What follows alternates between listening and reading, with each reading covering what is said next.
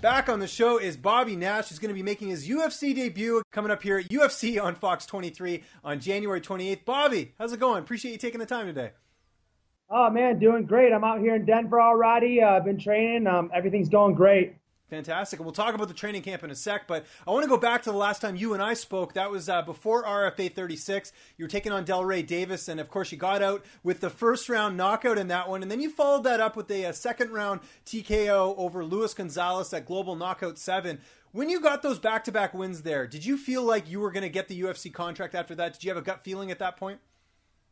Well, I knew it was a possibility because I just knocked out two high-level guys back-to-back. So I knew it was definitely a possibility, but when I got the call, I was surprised. You know, I was only 8-1, and I had a fight scheduled January 13th. I thought I was going to actually get the call after my fight January 13th, but there was an injury, and they needed a replacement, so I jumped in. Fantastic. Where were you when you got the phone call of a lifetime that you had been signed to the UFC?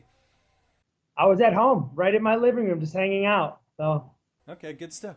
So were you there with your family? Like, did you, like, who was the first person you told once you found out the news? First person I told was actually my one of my roommates, David Newport, and then I told my girlfriend. I couldn't tell too many people because I had to fill out all this paperwork. Yeah. So I knew for like 2 days, but I couldn't like tell my like I told a couple people, but I couldn't like make it public until like 48 hours. So that was really hard. But my girlfriend, Newport, were the first two people that heard about it. Yeah, I was going to say that must have been difficult. You got this, life-changing news, basically. I mean, you're fighting for the UFC, and you can't tell anyone. I mean, it must have been kind of stressful not being able to kind of tell anyone. Exactly. I was really excited, too, and I couldn't. I'm sure you got a lot of positive feedback of, family and friends congratulating you on the UFC contract. What sort of one message, one text message, one email, one phone call that sort of meant the most to you of someone, giving you props for landing the UFC contract?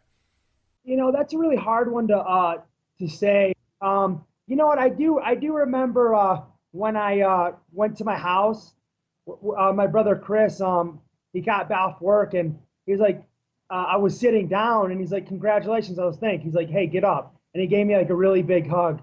And that like kind of like meant a lot to me because, I could tell he was like really proud of me and he knows firsthand how hard I work. So like, obviously like all my brothers, just like how supportive they were. And like I said, when my brother gave me a hug, like that was kind of like, wow, like he was really proud of me. And, there were so many, but that was like definitely something that I remembered.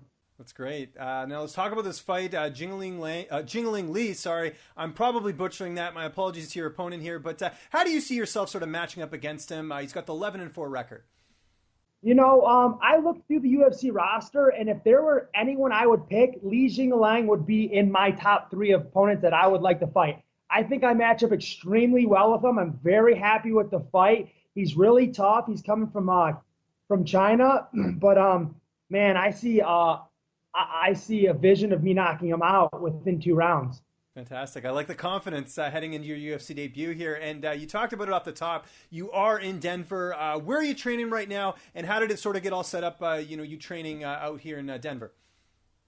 Right now, I'm actually in a condo. My brother came out here with me. My brother Randy bought a condo, so we're hanging out here. I've been out here for about a week now. But I've been at Team Elevation, training there for a little bit. And I've been working with a guy I know, Justin Houghton. He's been holding mitts for me while I'm out here. And he knows going in the mountains and running. But yeah, Team Elevation, working with Justin Houghton. And my coach will be here, Don Richard, tomorrow, and we'll be getting some work in. And I understand you're training with a fellow RFA alum, Jordan Johnson's out there as well, too, if I'm not mistaken. Yeah, Jordan Johnson is out there. I actually made my RFA debut with Jordan Johnson, and now here I am making my UFC debut with him. He's a cool guy, man. I like him. Nice. Some good trivia there for our listeners. Who are some of the other people, training partner-wise, that you've had an opportunity to work with since you've been in Denver? Team Elevation has a ton of studs, man. I don't really know many names, but, when I went with, like, they're no slouch, man. They're tough dudes. Nothing, like, off the top of my head. It was really cool. Matt Brown was there, and he was, like, coaching. He wasn't really training, but he was like, you can tell he's getting into like the coaching now. He was like, coaching me up and helping me out. And I just met a guy named, I guess one of the trainers is Elliot, and he's just got amazing jiu-jitsu, and he's Those are like two standout names that I knew. But other than that, I've been training with all the guys, and they're all just studs. I believe that's Elliot Marshall, the former Ultimate Fighter competitor, the Fire Marshal. Is he the? I think that's the jiu-jitsu coach over there. Yeah, he's really knowledgeable, man. I went to a couple of his classes, and I was really pleased by him.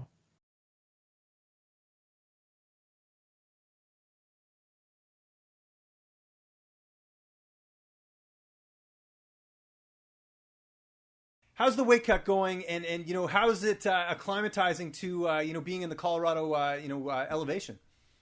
The weight cut is not too bad. I never cut too much weight as it is.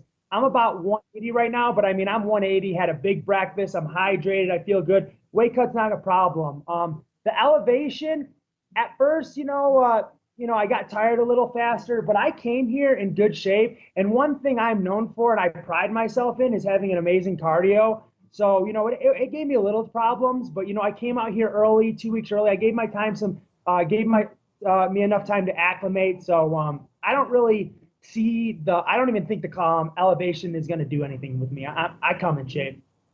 I got to get your prediction for this fight. January 28th, your UFC debut. How do you see this fight ending?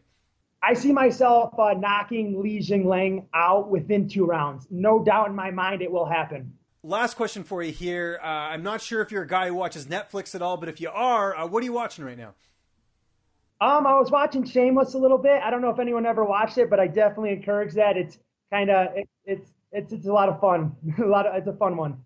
Now, are you watching the British version or the US version? The U.S. version. Okay, good, because you're speaking my language now, because Shameless is one of my favorite shows. So what season are you on right now?